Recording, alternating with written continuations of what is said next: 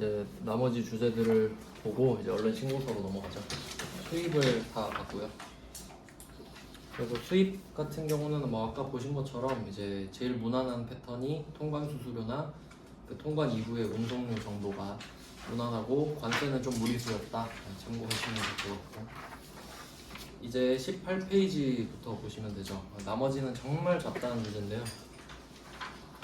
이제 카관인데, 카관은 그 입력할 때 그 유형만 좀 생각하시면 될 것 같은데, 세 가지를 좀 이제 여러분이 입력하는 방법은 다 아시니까 그냥 말로만 설명을 드리겠습니다. 세 가지를 좀 기억해 주셔야 되죠. 그 매출 쪽은 번호는 제가 모르니까 유형만, 이제 매출 쪽이라고 하면 건별, 그리고 카과, 현과 이 세 개고요. 그리고 매입 쪽으로 보면 매입은 건별이 없으니까 카과, 현과. 그러니까 뭐 토탈 세 가지죠. 세 가지 이 유형은 얘네들은 공급가액에다가, 원래 공급가액이 100%잖아요. 그 메인 매출 전표 할 때 맨 위에 적는 금액 있죠. 거기에다가 만약에 내가 1000만원짜리 물건을 사고 팔았다 그럼 1000만원 적죠. 근데 이 세 가지 유형은 1000만원을 적는 게 아니라 1100만원 적어버리죠.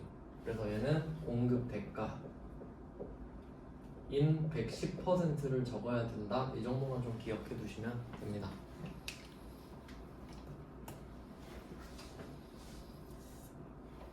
네, 이거는 그냥 뭐 기억하면 좋고, 근데 저 이거 아직도 많이 틀리거든요. 그러니까 예를 들면 뭐 1000만원짜리를 팔았다 그러면 부가세까지 1100만원이잖아요. 그럼 이 세 가지 유형이 나오면 1100을 입력해야 되는데 아직도 1000을 입력해요. 그럼 1000이 쪼개져서 금액이 막 이상해지거든요. 그러면 막 울면 안 되죠. 시험장에서 그냥 지우고 다시 쓰면 되죠. F5번으로 지우고 다시 쓰면 된다. 아, 110% 적는 거였지 정도만 뒤늦게라도 떠올리실 수 있으면 됩니다. 세무 2급부터는 절대 시간 안 부족합니다. 진짜로. 왜냐면 알면 빨리 푸니까 시간이 남고요. 모르면 손을 못 대서 시간이 남아요. 어쨌든 시간이 많이 남아. 네, 그러면 볼게요. 18페이지에 1번부터 보시면 1번은 좀 특이한 문제라 넣어봤습니다. 그러니까 문자 전송 서비스, 뭐 여기 학원도 가끔씩 막 그 전체 문자 공짜로 저 쓸 수 있는데 이거 서비스 그 결제하고 내겠죠. 근데 여기서 특이한 거는 합계 금액이 2,500원인데 당연히 여기도 부가세가 포함되어 있죠. 그러면 이게 유형이 카광 거 아시잖아요. 카드로 결제했으니까. 그러면 2,500원이 부가세가 포함된 금액이죠. 그럼 여기다 2,500원을 적으면 알아서 쪼개진다 이거지. 근데 여기다가 잘못 알고 있으면 2273 이렇게 쓰고 있겠죠. 그럼 금액이 또 틀려. 그래서 세무 1급은 아주 이렇게 현실적이게 금액이 예쁘게 안 떨어지게 그냥 줘버리죠, 문제를. 그러니까 이 정도도 생각은 해보자. 그리고 개정 과목이 뭐 통신비 또는 수수료라고 돼 있는데 그렇게 중요하지 않습니다. 뭐 그냥 굉장히 특이한 주제라서 그냥 한번 넣어봤어요. 그래서 그 이런 애매한 주제 같은 것들 있잖아요. 너무 깊게 고민하지 마시고 대충 생각나는 거 쓰면 정답 처리해주거든요. 네, 그렇기 때문에 그냥 이런 것도 한번 넣어봤습니다. 그 다음은 02번. 지금 다 카드 결제로 하고 있어요. 계약금 550만원 포함을 우리 카드로 결제하였다.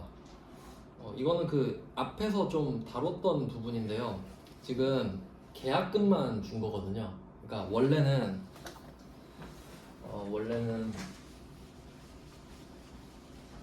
한번 생각해보면 계약금이라고 하는 거는 거래가 이루어지기 전입니다. 그리고 여기 계약금이 원래는 500이죠. 그러니까 부가세가 포함돼서 50인데 그럼 일반적인 경우를 제가 보여드릴게요. 일반적인 경우는 일반 전표에다가 뭐 현금으로 준다 이렇게 하면, 현금은 너무 좀 그런가? 보통 예금으로 그냥 할게요.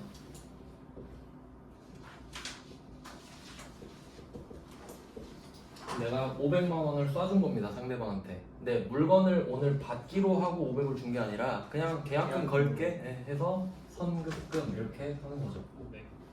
500 쓰고 일반 전표니까 거래처가 써줘야겠죠. 네, 뭐 여기서 협성 이렇게 돼 있는데 자, 이게 일반적인 경우예요. 그러니까 계약금을 주는 거는 거래 전이기 때문에 부가가치세를 인지하지 않는 게 정상이에요. 맞죠? 그 뒤에 내가 물건을 받을 때 그게 거래인 거지. 그럼 그걸 메인 매출점표에 쓰는 거거든요, 원래. 근데 여기서는 계약금인데 부가세 포함이라고 말을 했죠. 예. 그럼 우리는 무슨 명문인지는 몰라도 그냥 부가세가 있다고 하니까 부가세가 있는 메인 매출점표에 써야 되는 겁니다. 아시겠죠? 그러니까 원래 계약금에는 부가세가 없습니다. 근데 말했으니까 한 거예요, 그냥. 네, 그렇게 해석하시면 될 것 같습니다. 네, 다음 페이지로 갈게요. 19페이지. 네, 19페이지는 03번에 중고차를 샀어요. 레이를 샀다. 세무 1급 문제인데 되게 쌀벌하죠? 밑도 끝도 없이 레이를 샀대요. 그래도 친절하게 경차라고 알려줬네. 안 알려줬으면 큰일 날 뻔했네요. 그럼 뭐 캐스퍼 이런 거 말할 수도 있겠네. 캐스퍼 모닝 뭐 이렇게 말할 수도 있다는 거야. 세무 1급이에요 이게. 그래서 그냥 우리는 경차 하나 보고 찾아야 됩니다. 그러면 경차는 세액공제가 되는 거죠? 그러니까 카와가 되지. 그러면 혹시 아반떼를 매입했다 하면, 와 그럼 진짜 쌀벌하다. 아반떼 내면 어떡해요? 일반적으로 아반떼가 그러니까 100이랑 몇인지 아세요? 몰라요. 1600이거든요. 그렇게 내버릴 수도 있단 소리네. 그럼 준중형 이렇게 내면 경차가 아니니까 그렇게도 맞힐 수 있어야겠네. 그러면 만약에 아반떼 준중형 이렇게 샀다 그러면 얘 일반전표죠. 네. 세액공제 못 받으니까. 그것까지 계속 생각하셔야 돼요. 카드전표랑 현금영수증 나오면 병적으로 생각해. 이거 세액공제 안 되면 일반전표로 간다. 그렇게 생각하셔야 됩니다. 근데 분계는 바뀌나요? 안 바뀌어. 분계 똑같아. 네, 그렇게 보셔야 돼요. 네, 그렇게 계속 생각을 해주세요. 그럼 밑에 거도 제가 계속 말씀드릴게요. 그러면 03번은 경차인데 경차가 아니라 뭐 아반떼, 뭐 소나타 이런 거 나와버리면 일반전표로 가면서 분계 바뀌어야겠죠. 불공이니까. 예. 그러면 차량 운반구가 385만 원 이렇게 돼야겠네. 맞죠? 세액공제를 못 받는 게 되니까. 예. 네, 그렇게 바뀐다고 알고 계시면 되겠고 04번으로 갈게요. 화물차 샀어요. 화물차가 사고 나서 수리했습니다. 그럼 이거 생각해야 될 거 되게 많죠? 첫 번째, 세액공제가 되느냐? 화물차는 세액공제가 되죠. 일단 이거 체크. 그리고 카드로 결제했죠. 그럼 일단 매입 카과가 성립하네. 세액공제가 되는데 카드 결제한 거니까. 근데 만약에 여기서 세금 계산서를 받았다 그러면 이제 51번 과세로 바뀌는 거고, 그러니까 조금씩 이렇게 바꿔서 생각해 보세요. 그다음에 두 번째 생각해야 될 건 뭐죠? 차량 유지비로. 그치. 차량 유지비로 할 거냐, 차량 운반구로 할 거냐, 수익적 지출이냐, 자본적 지출이냐. 근데 여기서는 그냥 차량 유지비 쓰라고 말해줬죠. 네. 그래도 좀 성의가 있었다면 수익적 지출로 한다 이 정도는 해줬을 것 같은데 그 정도까지 대비해 주시면 되겠습니다. 그리고 혹시 차를 수리했다 하고 아무 말도 없잖아요. 그럼 차량 유지비 쓰셔야 돼요. 아무 말 없으면. 그러면 뭐 그냥 대충 경정비하고 수리했겠지. 갑자기 엔진을 갈았다 그러진 않겠죠. 그래서 별말 없으면 차량 유지비가 일반적이기 때문에 말 안 해도 그렇게 하셔야 됩니다. 그 다음에 05번. 이것도 바꿔봐야죠. 그럼 04번 문제도 한번 바꿔볼까요? 04번 문제를 화물차가 아니라 소나타로 바꿔볼게요. 소나타가 뭐 1998cc거든요. 그럼 얘는 세액공제가 안 되는 걸로 빠지죠. 예. 그리고 카드 전표니까 일반 전표로 가는 겁니다. 그리고 계정 과목은 똑같은데 부가세가 무시당하니까 차량 유지비 110만 원 이렇게 바뀌는 거지. 예. 별거 아닙니다. 계속 이렇게 생각해 주세요. 그 다음에 05번 업무용 승합차 9인승만 표시하시면 되겠죠. 예. 9인승만 표시해 주시고, 그래서 업무용 승합차가 9인승이 돼버리면 100이랑 상관없죠. 예. 네, 100이랑 뭐 4000cc든 5000cc든 상관없습니다. 9인승이 됐기 때문에. 그럼 세액공제가 되는 거죠. 예. 그리고 차량 유지비가 됩니다.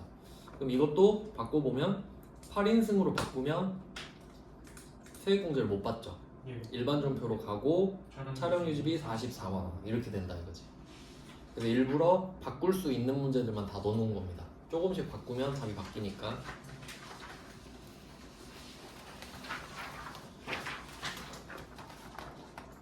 네, 이제 20페이지에요. 20페이지. 20페이지에 06번 문제를 보겠습니다. 자, 직원 생일을 축하해 주는 거는 세액공제가 되겠죠. 그리고 생산부서니까 500번 복리후생비 이렇게 됐거든요. 그러면 만약에 거래처 직원 생일 이렇게 딱 바뀌면 그쵸. 접대.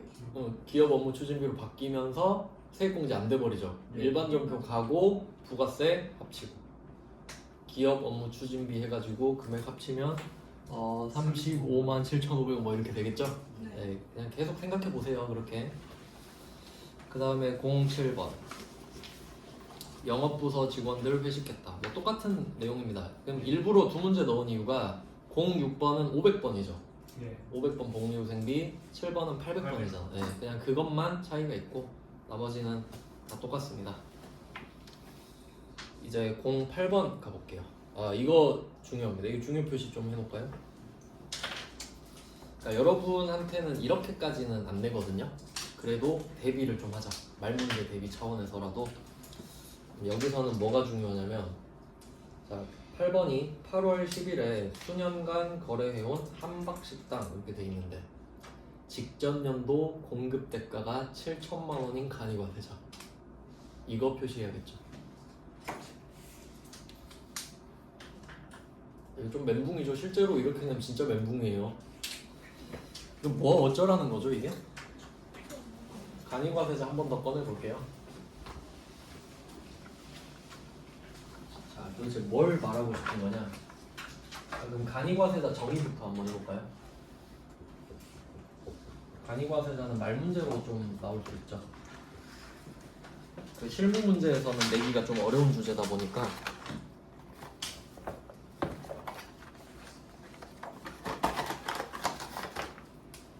네, 간이과세자 정의 직전 연도 공급 대가 얼마인지 아세요? 직전 연도 공급 대가 1억 400만 원. 1억 400만 원.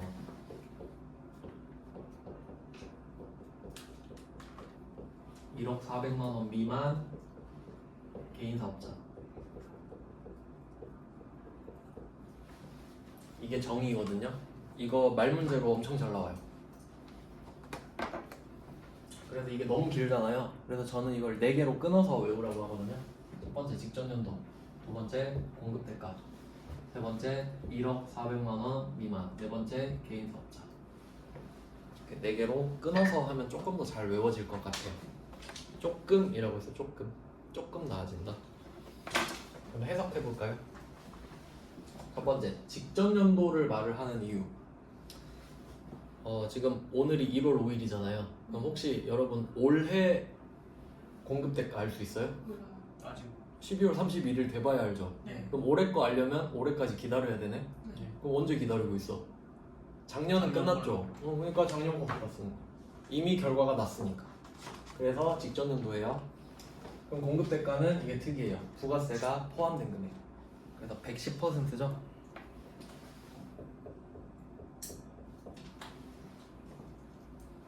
그 참고로 간이과세자는 110%를 기준으로 하거든요. 근데 우리는 일반과세자죠. 네. 일반과세자는 100%가 기준이죠. 그러니까 그게 달라서 중요한 거예요. 일반과세자는 100%에 10%를 붙이잖아요. 근데 간이과세자는 110을 기준으로 해버려요. 뭐 구하는 방식도 다른데 기준 자체도 달라요. 그리고 1억 400만 원. 근데 이거는 이제 역사가 엄청 역사가 약간 누더기 같은 역사가 있거든요. 이게 좀 말씀을 드리면은 1억 400이 어떻게 나왔냐면 원래는 최초에 4,800이었어요. 역사를 그냥 한번 말씀드려볼게요. 빵원은 돈을 하나도 못 번 거고 여기가 한 대충 4,800이라고 해봅시다.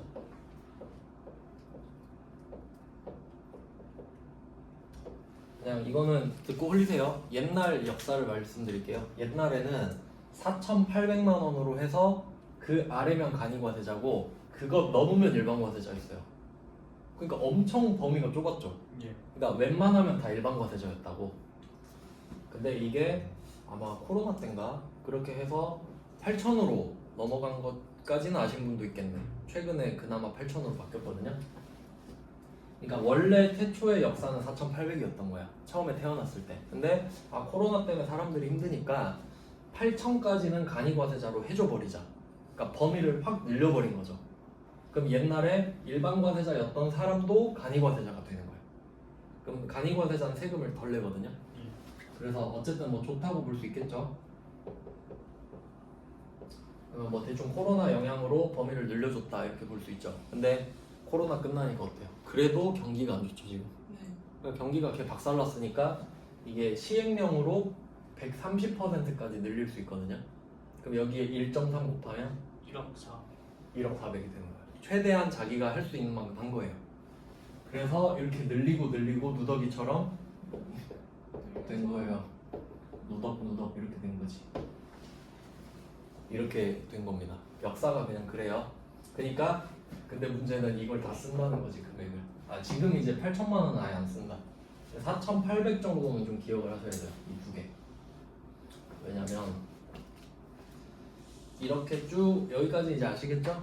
그러면 이거 넘어가면 일반과세자예요. 근데 또 정확히 따지면요, 이건 개인과세자일 때, 개인사업자일 때. 그럼 이게 개인사업자라고 하면 여기까지는 간이과세자, 여기 넘어가는 순간 일반과세자. 자, 이건 개인입니다. 밑에 법인도 한번 그려볼게요. 법인 사업자. 자, 법인 사업자도 뭐 있겠죠? 법인 사업자는 여기 처음에 0이잖아요. 일반 과세자. 법인 과세자는 빵원 이상 일반 과세자. 법인 사업자는 그냥 일반 과세자예요. 법인 만드는 순간 일반 과세자. 그러니까 절대 성립할 수 없어요. 왜냐면 여기 보시면 개인 사업자라고 써놨죠? 그러니까 간이과세자는 개인 사업자만 되는 거예요. 그래서 법인 사업자는 따로 공부할 필요 자체가 없는 거죠. 자, 그럼 이거를 깔아놨는데 왜 4,800을 기억해야 되냐? 그러면 간이과세자가 되는 이것도 말 문제로 좀 나오는데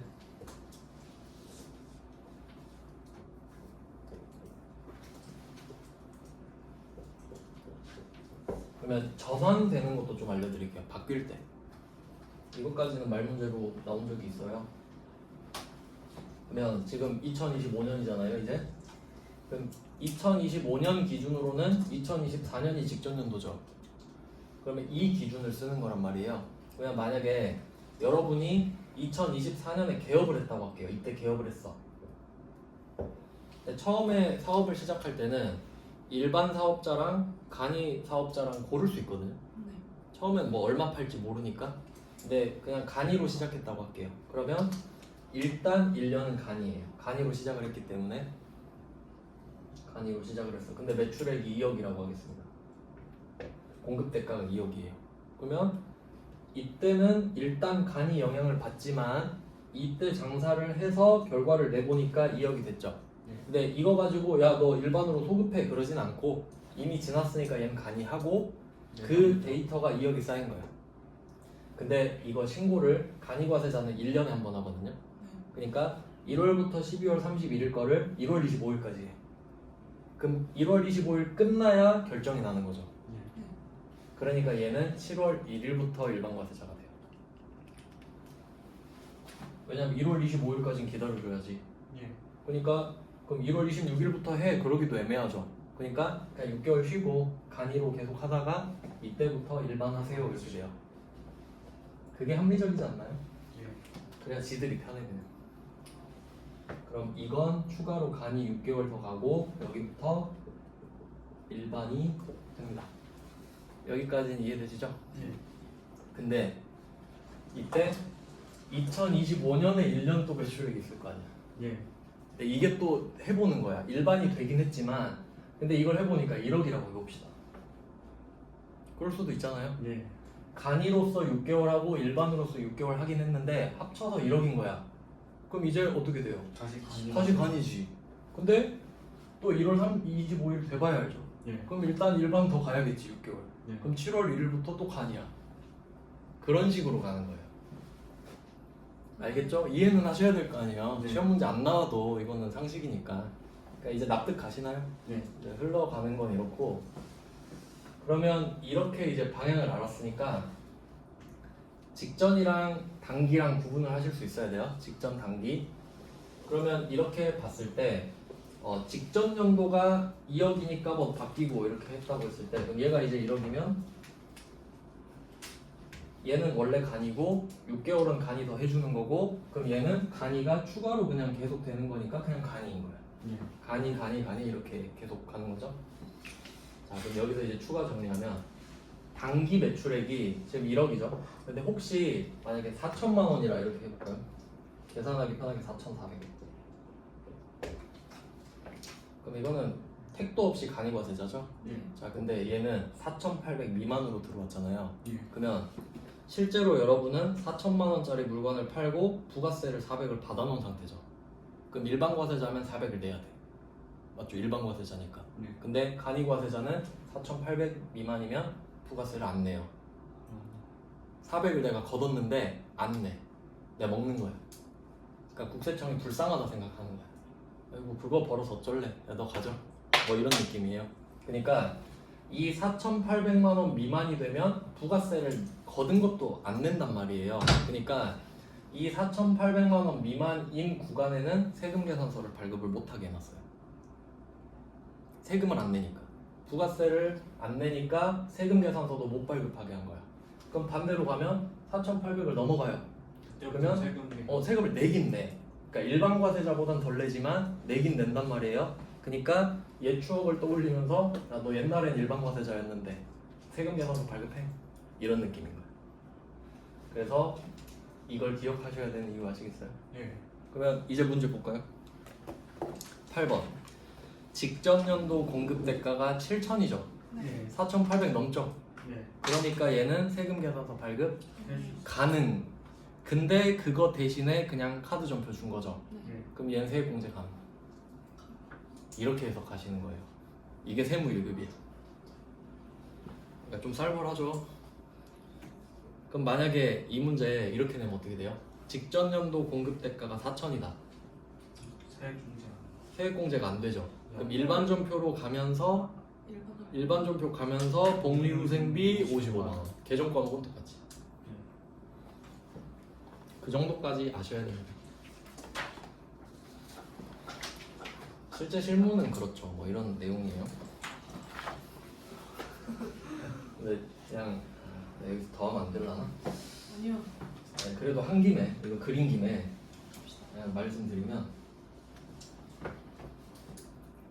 간이과세자가 되는 거는 직전 연도 기준이잖아요. 예. 근데 부가가치세 안 내는 거는 단기 기준이야. 들어봤죠? 이거 저번에 말했었던 거죠. 무슨 말이냐면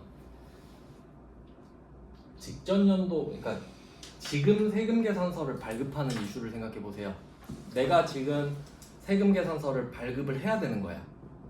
그러면 이미 결정 난 걸로 1월 1일부터 진행돼야 돼. 예. 그러니까 직전 연도가 만약에 지금 7천이면 이미 4,800 넘었죠. 예. 그러면 직전이 7천이니까 나는 올해 1월 1일부터 세금 계산서 발급해야 돼요.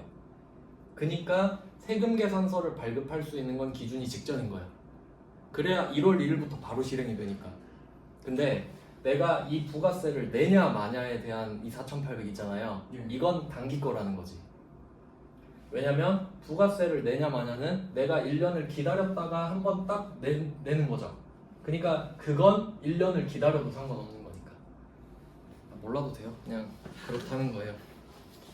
언젠간 이해될 수도 있겠지. 네, 그냥 그래요. 굳이 따지면 시험에선 안 되지만 실무에선 알아야 될 수도 있어요. 여러분이 나중에. 그럼 제가 맨날 그 회차마다 똑같은 소리 하고 있을 테니까 나중에 취직하셔도 영상 보세요. 찾아서 댓글 달면 내가 몇 분 몇 초에서 설명하는지 알려줄게. 그럼 이제 1부 21페이지로 가볼게요. 21페이지에 61번 3과. 그럼 얘도 당연히 카과랑 똑같은 급이니까 이거 세액공제 안 되면 일반 점수로 간다. 이것까지 당연히 아셔야 됩니다. 그럼 뭐 대충 한번 볼까요? 대충 어차피 다 비슷하니까. 네, 그래도 최대한 좀 애매한 특이한 문제로 많이 넣었어요. 21페이지 01번 보시면 현관 비품을 소나무한테 구입을 했어요. 법인 명의로 현금 영수증을 받았어요. 근데 돈이 없어서 대표자 개인 명의의 계좌에서 대금을 지급했대요. 그러니까 이런 거는 특이하기 때문에 진짜 그 답을 아예 떠올릴 수 없을 수도 있거든요. 그래도 답이 밑에 있으니까 한번 보겠습니다. 그럼 일단 회사 입장을 생각해봐요. 회사 입장.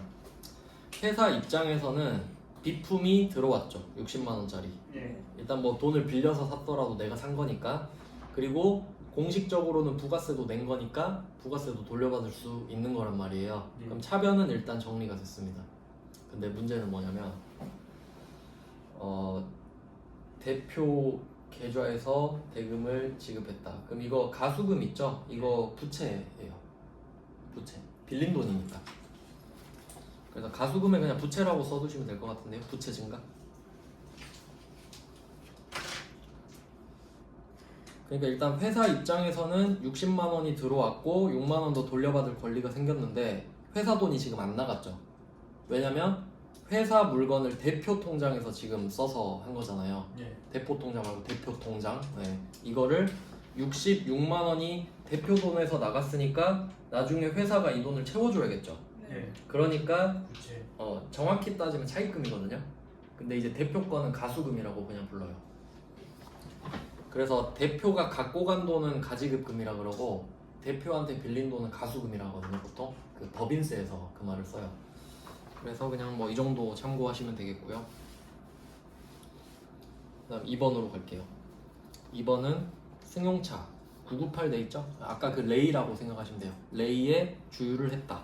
그럼 세액공제가 되고 현금 영수증 받았으니까 현과가 되는 거고.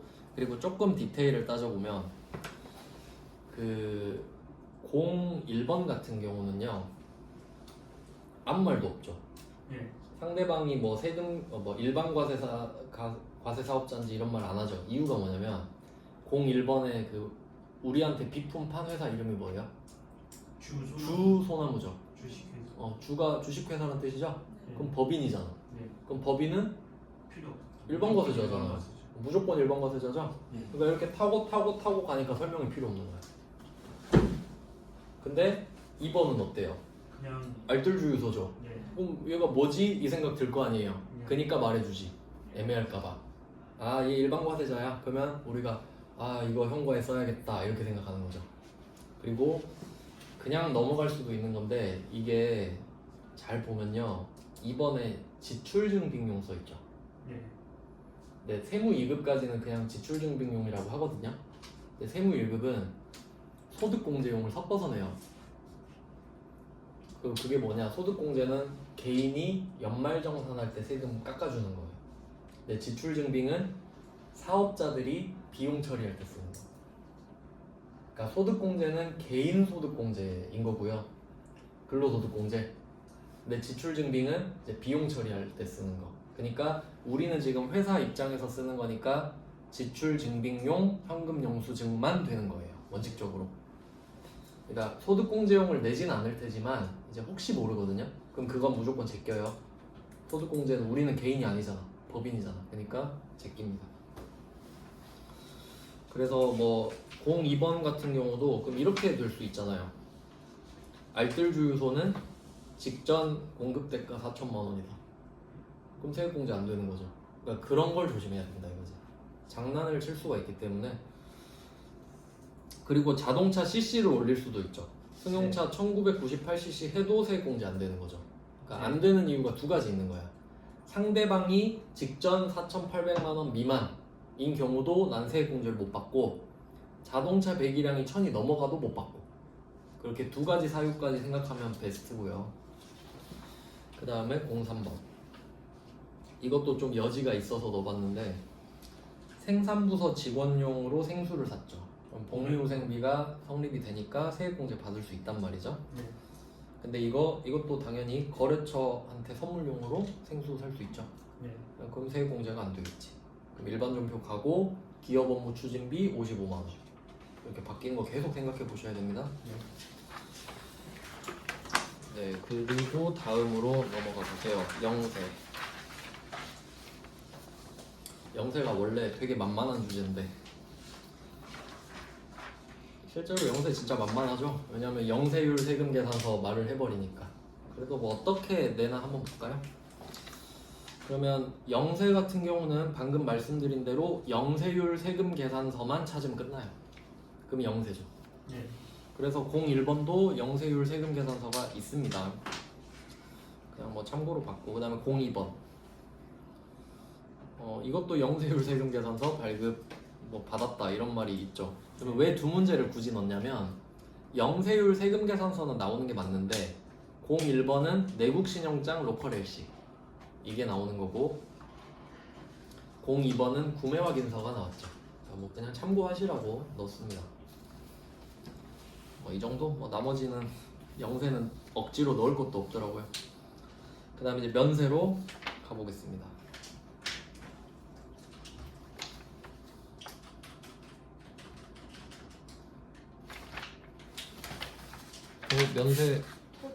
면세 제가 어제 번호를 잘못 달았잖아요.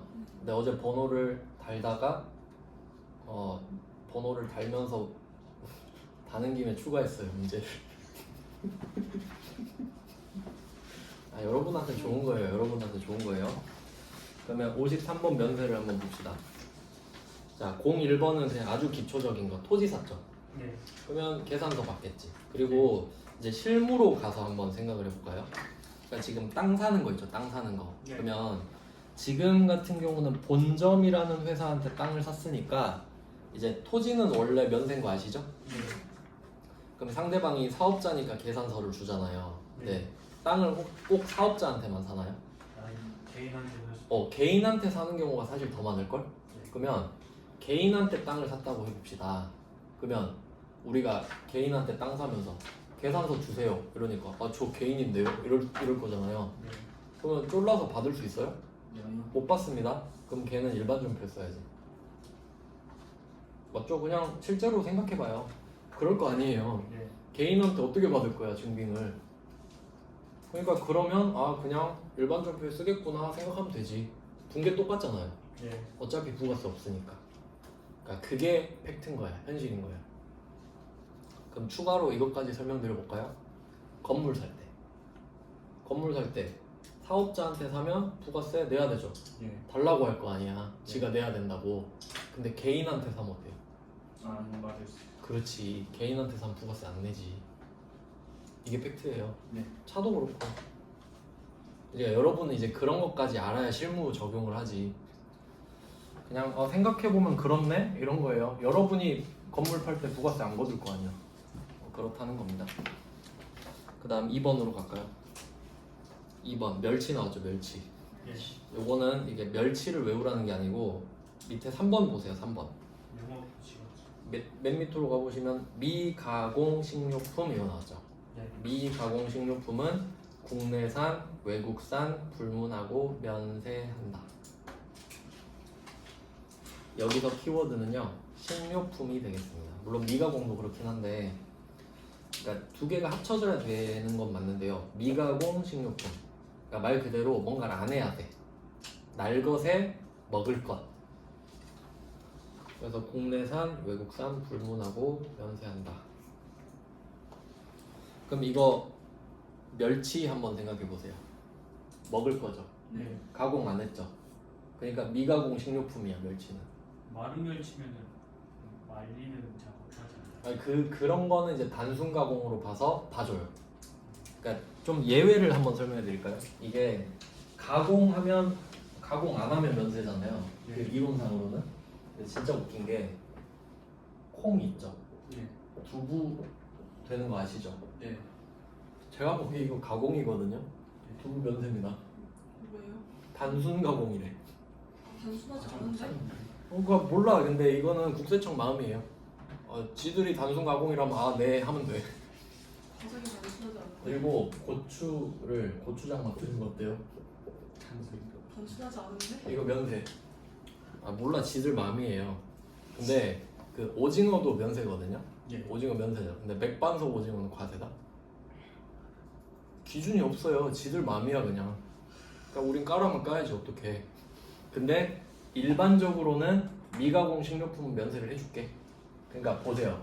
콩이 두부 되는 것도 봐주는데 멸치 말리는 건 봐주겠지. 그러니까 그렇게 느낌 받으시라고.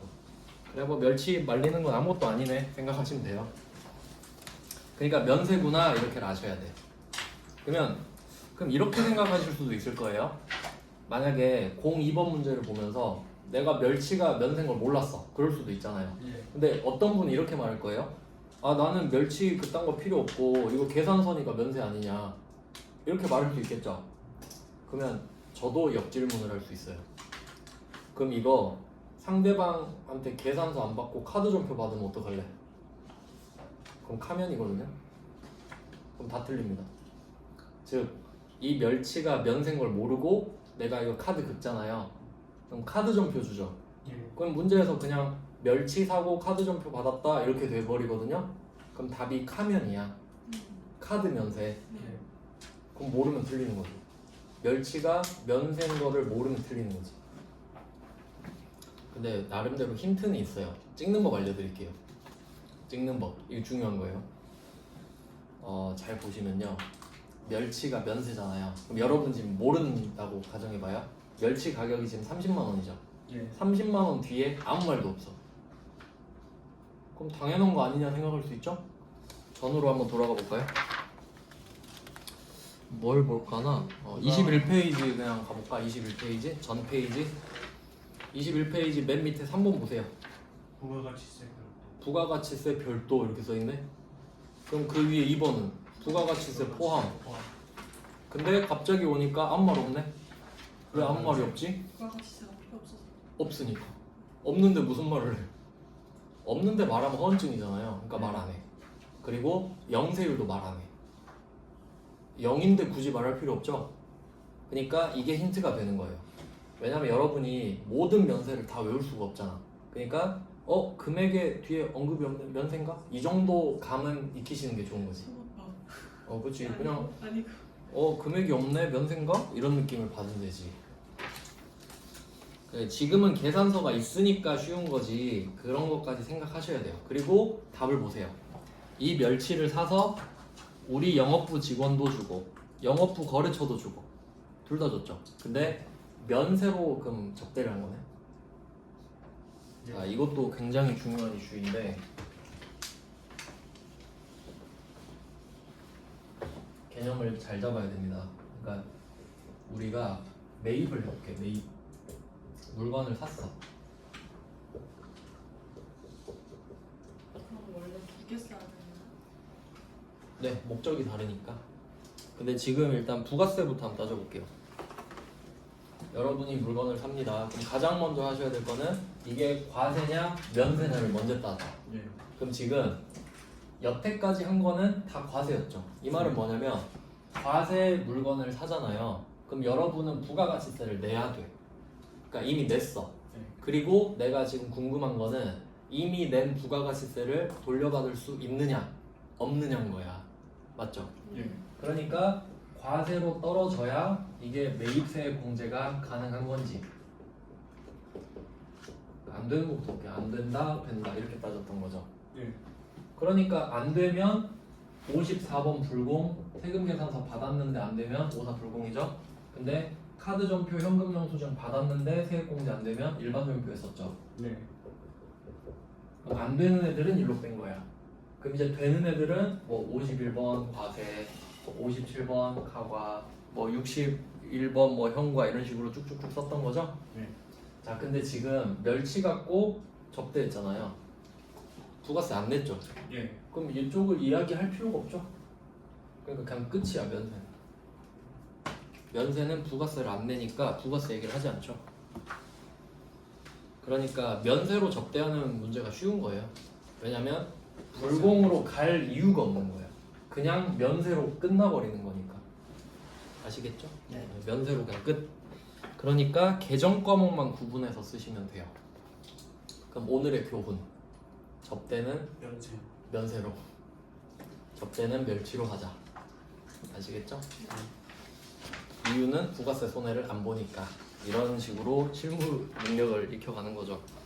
그 다음에 23페이지로 가보시면 04번.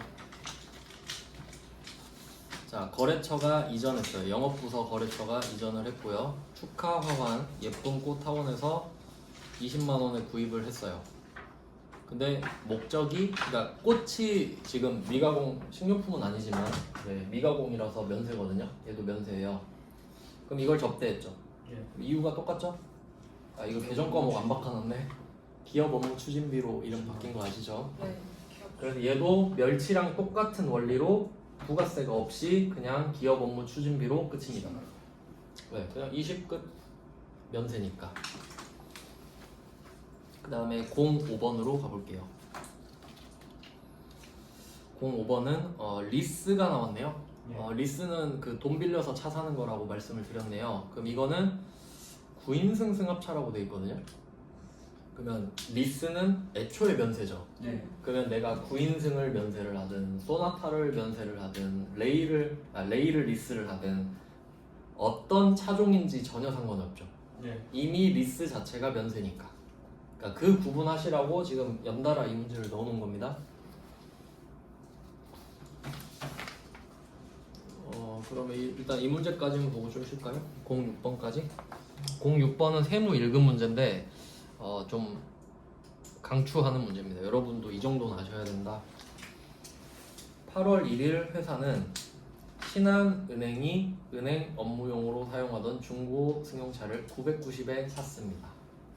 그럼 여기서 은행 한번 표시해 보시고 은행에다가 면세사업자라고 쓸게요. 은행은 면세사업자입니다. 이유 아시죠? 돈놀이 하잖아요. 돈놀이. 네. 돈놀이는 면세입니다. 그러면 이 은행이 뭐 어떤 용도로 쓰다가 차를 팔았나 봐요. 990이래요. 그럼 이걸 우리가 산 겁니다. 필요해서. 근데 얘가 부가가치세법 규정을 준수해서 증빙을 전자 발급했대. 그럼 여기서 키워드는 전자입니다. 그럼 왜 이게 힌트가 될 수 있냐면 그 전자로 발급하는 것들 있잖아요. 전자랑 종이로 발급하는 것들은 무조건 이름에 계산서라는 글자가 들어간 것만 가능해요. 이름에 계산서라는 글자가 포함된 것만.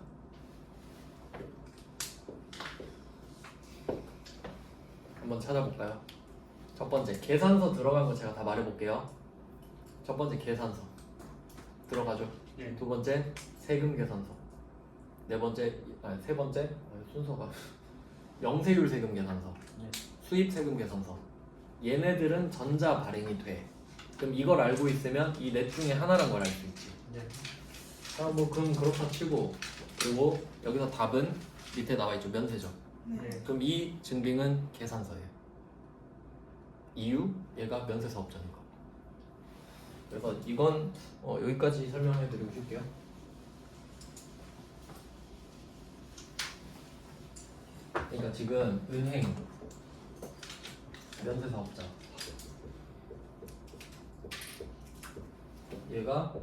얘는 면세사업자인데 차를 팔았죠. 이건 과세물건.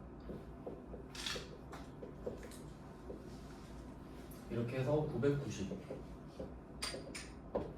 뭐 우리는 뭐 상관없지만 그냥 뭐 A라고 하고 일반 과세자. 자, 그럼 이거 상황을 보면요. 그 은행은 원래 물건을 파는 회사가 아니죠. 그냥 뭐 돈 빌려주고 돈 받고. 그러니까 부가세를 낼 일이 전혀 없단 말이에요. 그러니까 부가가치세법상 사업자 등록도 안 해놨어요 지금. 근데 어쩌다가 차 한 번 팔 수 있죠. 어쩌다가. 예. 근데 이제 평생 안 팔 수도 있거든요. 근데 이거 차 한 번 팔았다고 사업자 등록해서 부가세 90만 원 내고 막 이지랄 하면 좀 서로 피곤하죠. 네. 갑자기 은행장이 찾아와서 국세청한테 가가지고 저 차 팔았는데 사업자 등록하러 왔습니다. 이러면 서로 피곤하잖아요. 그러니까 어쩌다 한 번이면 그냥 계산서 주고 끝내버려. 이런 느낌이야. 그냥 어쩌다 한 번이니까 그냥 면세. 그래서 함정 보이세요? 990.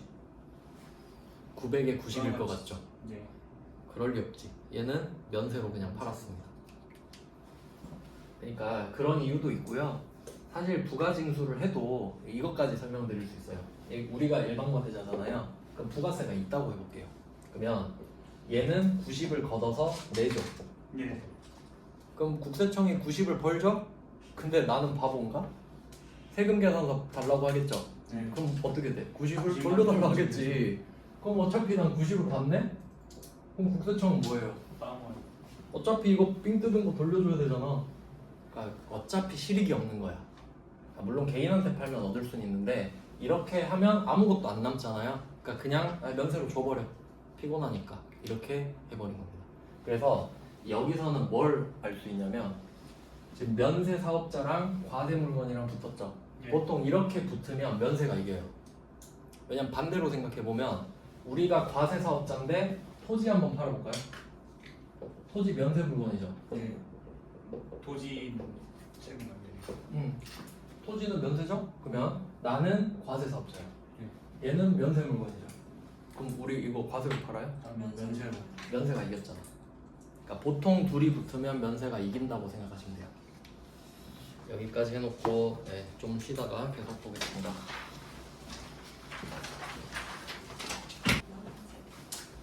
자, 이제 나머지 주제를 보겠습니다. 면세를 하고 있네요. 지금 24페이지이고요. 두 문제가 지금 꽉 차 있는데 이게 세무 1급 거거든요. 두 문제 넣어놨는데 그 아래쪽 문제가 세무 1급 117에 제가 이번에 본 시험인데 이걸 틀렸어요. 합격은 했지만 그래도 아쉽다. 두 개를 그냥 참고로 좀 보면은 리스 자산이라는 내용이 나옵니다. 리스 자산. 그러니까 리스는 면세라고 그냥 알려드렸는데 뭐 흘러 지나가듯이 말씀드린 게 리스는 운용 리스랑 금융 리스가 있다 뭐 이렇게 말씀드렸지만 우리 시험에서는 그렇게 신경 쓰지 않는 것 같고요. 리스가 면세다 정도만 일단 기억을 하시면 문제를 풀 수 있을 것 같거든요. 그럼 07번 같은 경우는 기계를 이제 4,850만 원 이렇게 그 인수를 했다고 해요. 그러면 잘 몰라도 그냥 기계를 내가 샀구나 이렇게 보시면 될 것 같네요. 그러니까 약간 돈 주고 빌려 쓰다가 이제 내가 진짜로 사버린 느낌? 뭐 그런 건데 약간 뭐 비대 같은 거랑 좀 비슷할 수도 있고 비대도 그런 거 있거든요. 그냥 그 한 5년 동안 돈 내고 쓰다가 이제 5년 지나면 내 걸로 인수하고 막 그런 개념도 있어요. 이제 그런 리스예요. 얘는. 그래서 뭐 그냥 공개만 밑에 보시면 기계를 4,850짜리를 들여왔다. 근데 리스가 면세니까 부가세는 없고요. 근데 리스 보증금 2,000을 차감한 금액을 보통 예금에서 이체했다. 그럼 얘는 내가 이 리스료로 그 약간 그 임차 보증금이랑 똑같다고 보시면 되거든요. 그러니까 내가 이 기계를 빌려 쓰기 전에 보증금 맡겨놓고 쓰고 있던 거예요. 근데 이거를 그냥 내가 사기로 한 거지. 근데 그 금액이 4,850이래요. 근데 내가 보증금 2,000 맡긴 게 있거든요. 그럼 그거는 당연히 낼 필요가 없는 거지. 그래서 그 보증금 임차 보증금이 그 임차 보증금으로 치면 자산이잖아요. 그러니까 그 자산 똑같이 리스 보증금이 자산이 감소하면서 나머지 금액만 보통 예금으로 준 거다. 이거는 기출 풀면서 맞췄었는데 그 다음에 08번 밑으로 가보시면 똑같거든요. 기계를 인수했어요. 근데 이건 제가 당했는데 왜냐면 기계가 1,700이거든요. 이제 가격이 좀 싸죠. 근데 내가 보증금을 2,000을 냈었던 거야. 그러면 내가 낸 돈이 2,000인데 기계가 1,700짜리야. 그럼 얘는 돈을 줘야겠죠 나한테. 이걸 해석을 못해가지고 그냥 이런 경우도 있구나 하고 참고만 하세요. 세무 1급에만 냈더라고요. 면세 있길래 그냥 넣어봤습니다. 갑자기 이런 게 뭐가요? 되냐고요? 기계장치 가격보다 더 비싼 돈으로 더 보증금을 비싸게? 네. 그러니까 이거는 어떤 느낌이냐면 쓰면서 가치가 떨어져 버린 거예요. 감가니까. 네, 감가가 되고 뭐 그런 거 반영했을 때. 그러니까 결론은 금액이 큰 거, 작은 거 두 가지밖에 없으니까 공개 그냥 두 가지 보시라고 참고해서 넣습니다. 그럼 이제 25페이지. 카면 이거 제일 조심해야 될 거. 카면 제일 조심해야 됩니다. 그러니까 앞에 있는 면세는 절대 안 당해요. 왜냐면 계산서를 받았는데 면세를 안 찍을 수가 없죠. 그럼 이건 틀릴 수가 없는데 이제 이런 건 틀리는 거예요. 어떻게 틀리나 한번 볼게요. 그러면 01번 매입처 원재료 매입처 필테크한테 선물을 준대요. 그럼 이거 자체가 기업 업무 추진이라는 거를 확인하셔야 돼요. 근데 화환을 샀죠. 자, 5만 원 뒤에 아무 말 없죠? 네. 면세인가 의심 한번 할게요. 화환은 대표적인 면세입니다. 그래서 그 어디 뭐 개업하고 결혼하고 그럼 제일 만만한 게 화환이죠. 네. 화환 겁나 보내잖아요. 부가세가 없다. 그러면 얘는 화환이 면세인 걸 아셔야 돼요. 왜냐면 카드 전표로 가려버렸어. 계산서를. 그러면 계산서라는 말만 들으면 우린 면세를 알 수 있죠. 네. 근데 카드 전표라는 말을 들으면 면세인지 과세인지 찾아야 되죠. 그래서 얘는 뭘 표시하셔야 되냐면 그림이 있잖아요. 텍스. 네, 여기 세금, 택시즈 이렇게 써 있네요. 거기에 빈칸을 표시해 두시면 돼요. 세금과 빈칸 이렇게. 그러니까 면제됐으니까 부가세가 아예 없는 거죠. 그럼 이게 확실한 힌트예요. 면세구나. 근데 이걸 카드 전표로 받았으니까 매입하면. 근데 접대는 맞긴 맞죠. 네. 근데 부가세는 어차피 낸 적이 없어. 그러니까 계정 과목은 기업 업무 추진비로 써주시면 되고요. 조심해야 되는 유형 중에 하나입니다. 그 다음에 02번. 일부러 그림 있는 버전, 그림 없는 버전 하나씩 넣었거든요. 그러면 02번은 어떻게 해야 되냐? 영업부 직원들이 워크샵에서 사용할 도서 표시하시고요. 책은 면세입니다. 네, 책은 면세니까 면세인 거 알면 좋겠고, 근데 혹시 몰랐다고 하더라도 대금 70만 원 뒤에 아무 말도 없죠. 그러면 면세라고 보시면 돼요. 부가세 언급이 없구나. 그리고 카드로 결제했죠. 네. 그러니까 매입하면이 되는 거죠. 그래서 이거 대충 보고 찍으면 매입 카과 이렇게 찍고 틀리는 경우가 많습니다. 그래서 그 계정 과목도 좀 특이한데 도서 인쇄비라고 돼 있죠. 그래서 뭐 책 살 때나 그냥 뭐 명함 인쇄 이런 거 있죠. 뭐 그런 것들을 쓰는데 그 책도 이렇게 생각하실 수 있죠. 책도 자산 아니냐. 근데 책은 뭐 보통 몇만 원 이렇게 하고 그냥 비용 처리를 해버립니다. 사면서. 네, 뭐 카드 결제했으니까 뭐 미지급금 카드 이렇게 나왔고요. 이제 마지막 페이지입니다. 26페이지 현면. 이것도 조심해야 돼요. 카면, 현면 특히 조심. 그 다음 현면인데 두 문제만 넣습니다. 첫 번째 문제는 샤인머스켓 나왔습니다. 샤인머스켓. 미가공 식료품 이게 떠올라야 되죠. 그러니까 이 샤인머스켓은 아까 나왔던 멸치 친구예요. 얘도 미가공 식료품이구나 알면 제일 좋고, 근데 몰라도 그림 안에 부가세가 하이픈으로 비어있죠. 그거 표시하세요. 부가세 비어있다. 면세다. 그리고 현금 영수증을 받았으니까 뭐 현면인데 이 현금 영수증 나오면 이것도 조심하셔야 돼요. 그러니까 보통 현금 영수증 하면 이름에 현금이 들어있잖아요. 네. 근데 보통 예금 나올 수도 있습니다. 여러분이 그 물건 살 때 계좌이체로 사는 경우도 있으시죠? 네. 그러면 계좌이체로 한다고 하면 현금 영수증 선택 여부 뜨거든요. 왜? 보통 예금도 현금이니까. 그러니까 현금 영수증 유형이라고 무조건 현금 찍으면 안 돼요. 네. 혹시 보통 예금 나오면 다 틀립니다. 그래서 계좌이체 했다 이런 것도 나올 수 있으니까 참고하시고, 그다음에 02번은 또 책 나왔죠. 도서. 책 사는데 현금 영수증 받았으면 현면인 거지. 그래서 은근히 많이 틀립니다. 네, 그리고 뭐 계정 과목은 교육 훈련비 이렇게도 돼 있는데 이렇게 애매한 것들은 그 보통 애매한 경우가 두 개 중에 겹치니까 둘 중에 하나 쓰면 맞다고 해줄 겁니다. 교육 훈련비 애매하긴 하네요. 자, 이렇게 하면은 메인 매출 점표의 매입 유형이 끝났습니다.